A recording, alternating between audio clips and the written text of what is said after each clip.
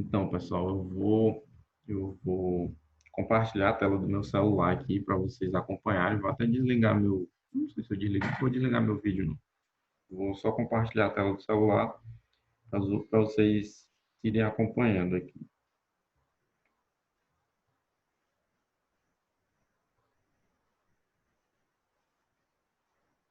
Sorte, aceita Oi, o convite que eu botei, por favor. Que eu vou ficar no computador enquanto eu uso o celular como aplicativo. não apareceu ainda o convite. Ah, tá E aparecendo. Sóstenes, você tava Oi, compartilhando a tela do teu celular, é? exatamente, garotinho. Poxa, eu não sabia que podia, não. É, amigo, a gente vai aprendendo várias coisas. É bom, por favor. Depois eu vou dar um curso de Zoom para vocês. Sim, pessoal. Peraí, deixa eu voltar aqui para minha tela de aplicativos. Então, vocês estão vendo minha tela aí, né? Tem vários aplicativos aí, inclusive aplicativo de fazer stickers de memes, de fazer figurinhas, mas eu não vou falar sobre isso hoje. Vou falar sobre esse aplicativo aqui, vocês estão vendo, né? Minha tela? Sim. Certo. Certo. Eu circulei esse aplicativo aí chamado GodTools. É o primeiro que a gente vai ver hoje. E vou abrir ele aqui.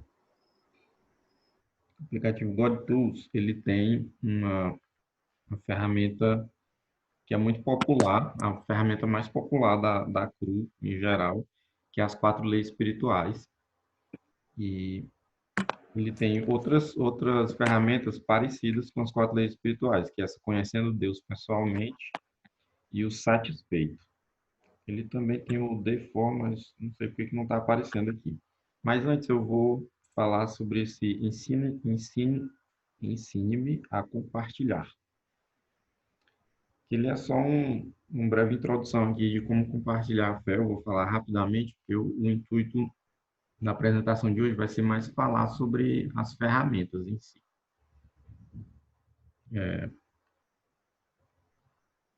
Por onde começo, né? Por onde começo? Lembre-se que Deus está com você. Quando você for evangelizar, e em todo momento, lembre-se que Deus está com você. Foque-se em Deus. No evangelismo, a gente tem que estar focado em Deus. O nosso foco tem que ser em Deus e não em conquistar multidões. Claro que a gente deseja que várias pessoas atendam ao chamado do evangelho. Só que esse não deve ser o nosso maior desejo. O nosso maior desejo é agradar a Deus, é fazer a missão de Deus. E por isso o nosso foco tem que estar em Deus, primeiramente, e não nas pessoas. Claro que a gente vai ter um foco nas pessoas, mas porque, primeiramente, o nosso foco está em Deus. Ore. A gente precisa... Não adianta nada evangelizar sem oração, vocês já devem saber disso, né? Porque a gente não está só fazendo ativismo, a gente está fazendo a missão de Deus. Então, tem até um exemplozinho de oração que ele mostra aqui, querido Deus, e tal. Um exemplozinho de oração para vocês inspirarem aí, que defina sucesso. Compartilhar sua fé com sucesso não quer dizer fazer alguém acreditar. Trata-se de tomar a iniciativa de compartilhar Cristo no poder do Espírito Santo, deixando os resultados com Deus. Por que isso é muito importante? Porque tem muita gente que se decepciona. Tipo, prega, ninguém se converte, fala de Jesus, ninguém se converte, e a pessoa se decepciona, porque o foco dela está em ver pessoas aceitando aquela mensagem. E esse não é o foco é compartilhar. E quem convence é o Espírito Santo. Então, os resultados dependem de Deus. Nós devemos tomar a iniciativa de compartilhar. O nosso sucesso é esse. É se nós estamos compartilhando o Evangelho. Não é se as pessoas estão aceitando. Muitas vezes não. Isso não depende de nós. Deus nos usa, mas o resultado é com Ele. Aqui tem mais. E Sóstenes. Oi. Sóstenes. Oi. Também pode acontecer também o contrário. A gente pode às vezes se decepcionar porque a gente pregou, compartilhou e ninguém se converteu, mas também o contrário. Quando a gente prega, alguém aceita, a gente pode cair no orgulho de achar que foi pelo mérito da nossa fala, para a gente falar bem e acabar se esquecendo que é o Espírito Santo que converte as pessoas. Então, tem essa parte aí essa questão da gente às vezes ficar um pouco decepcionado, mas também a gente ter que tomar cuidado para não cair em orgulho e sempre lembrar que é por meio do Espírito Santo e não pelo nosso próprio mérito. Exatamente. Aí que a ferramenta continua muito bem. Muito obrigado aí, Gabriel, pela participação. A ferramenta continua falando aí sobre o que eu digo, várias situações aí, colega de trabalho, amigo, parente. A gente não vai entrar nessas questões aí, fica para uma outra oportunidade. Eu vou falar sobre as 4 leis espirituais, que é a ferramenta mais popular da CRU, e ela é a ferramenta que te ajuda a evangelizar e da forma mais rápida. De forma mais rápida. Essa é a ferramenta mais rápida que a gente tem. As outras que eu vou mostrar é para quando você tiver mais tempo. As 4 leis é para quando você tiver bem pouco tempo. Então, o que são essas 4 leis espirituais? Eu vou abrir aqui. Aí vocês agora estão vendo na frase, você já ouviu falar das 4 leis espirituais? Aí você clica nessa setinha e ele começa a mostrar as 4 leis espirituais. Elas são 4 sentenças que ajudam a resumir o Evangelho. Eu sou meio rebelde, e eu estava conversando com a Karine, que uma boa forma de começar a apresentar as 4 leis é pelo final delas. Você não vai ver as pessoas falando sobre isso nos treinamentos da CRU, mas é uma forma que eu acho legal, assim, eu estou sendo meio rebelde, mas eu acho que faz sentido, assim. Eu gosto de começar porque na CRU a gente quer sempre ter um ponto de contato com a pessoa. Aí que eu me perdi aqui. Uma forma de começar a conversa, porque uma das coisas mais difíceis é como você vai começar a conversa com a pessoa. Opa, eu passei. Então, no final aqui das 4 leis, depois das 4 leis, aparecem esses 2 círculos aqui. Vida controlada pelo eu e o outro desenho que é vida controlada por Cristo. Vocês estão vendo aí? Sim. Certo. Então, essa é uma boa forma de começar a puxar a conversa com a pessoa. Tipo, você não conhece a pessoa, você vai evangelizar no campus pessoas desconhecidas. Então, você pode começar, se apresenta, fala, oh, meu nome é fulano de tal, faço o curso tal, como é seu nome? Aí você puxa a conversa com a pessoa. Sóstenes, não tá aparecendo para mim o compartilhamento de tela. Acho que é porque saiu. Eu devo ter tirado aqui sem querer.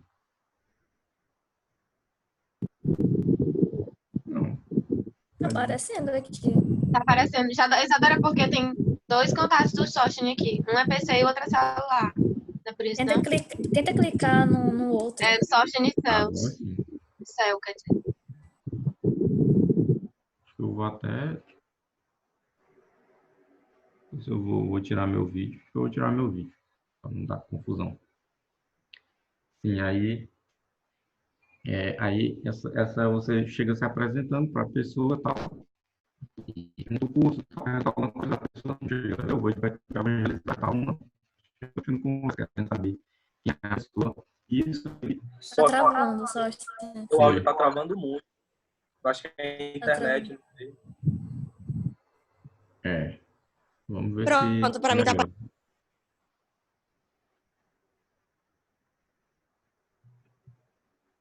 Continue falando. Faz parte, faz parte. Tá que sai de novo em mim pra tu ver. Tá dando certo. Pode falar, Oi? só. Certo. Então, aqui é uma forma de você iniciar uma conversa com a pessoa. Você mostra essa figura para ela, depois de fazer a introdução, perguntar o nome dela e tal, explicar que você faz parte de um movimento cristão e que vocês estão conversando com as pessoas sobre a realidade espiritual delas. E aí você pergunta se a pessoa quer participar dessa conversa com você e se a pessoa topar, você mostra essa figura para ela. A figura da esquerda mostra uma cadeira no centro desse círculo aí, e a figura de uma pessoa nessa cadeira. E se vocês prestarem atenção, tem uma cruz aqui do lado de fora. Estão vendo aí, né? Uma cruz do lado de fora do círculo. O círculo representa a vida de uma pessoa. A cadeira representa como se fosse o centro da vida da pessoa, quem está no comando. No caso aqui, essa figura está mostrando que você mesmo está no comando da sua vida e que você está vendo essas bolinhas aqui, ó, várias bolinhas cinzas, elas estão de tamanhos diferentes e desorganizadas. Isso quer dizer que é uma vida bagunçada. Você está no centro da sua vida, controlando a sua vida está bagunçada e, digamos que Cristo está fora da sua vida. A segunda bolinha aqui representa a vida da pessoa e Cristo está no centro da vida. Você aqui está meio de lado, a própria pessoa está meio de lado e as bolinhas aqui já estão do mesmo tamanho e organizadas. Quer dizer que é uma vida controlada por Cristo.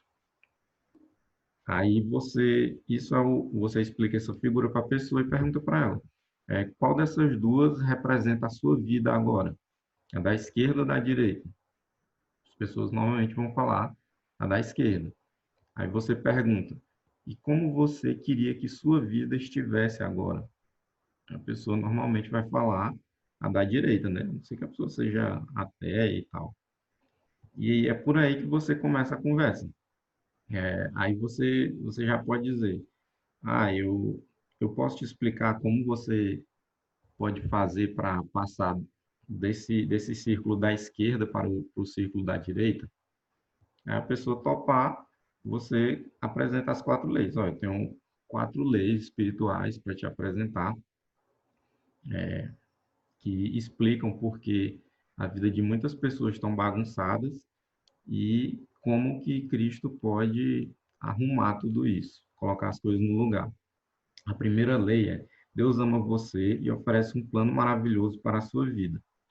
Aí aqui tem o amor de Deus, tem um versículo falando sobre o amor de Deus, outro versículo falando sobre o amor de Deus. E nisso você pode pedir para a pessoa ler essas coisas para você. Você lê, ó, existe a primeira lei, que é Deus ama você e oferece um plano maravilhoso para a sua vida. Você pode ler esse versículo que fala sobre o amor de Deus, João 3,16, aí você pede para a pessoa ler, a pessoa lê. Aí você pode pedir para ela ler esse próximo também. Aí você pode aproveitar e explicar mais sobre o amor de Deus. E tem uma perguntinha aqui embaixo. Porque muito... Opa. O aplicativo não está deixando eu mostrar a pergunta direito, mas vocês viram a perguntinha aqui embaixo. Por que muitas pessoas não estão experimentando essa vida abundante que Jesus prometeu? Está falando nesse versículo, né, de João 10:10. O ladrão vem apenas para matar, roubar e destruir. Eu vim para que tenham vida e a tenham plenamente, para que a vida seja plena e significativa. Aí tem uma perguntinha aqui embaixo. Por que muitas pessoas não estão experimentando essa vida abundante? Aí é uma pergunta que você faz para a pessoa, espera ela responder. E aí ela responde e você dá a sua resposta. Olha, eu entendo que a segunda lei diz o seguinte, que o homem é pecador, está separado de Deus. Portanto, ele não consegue conhecer e experimentar o amor e o plano de Deus para a vida dele.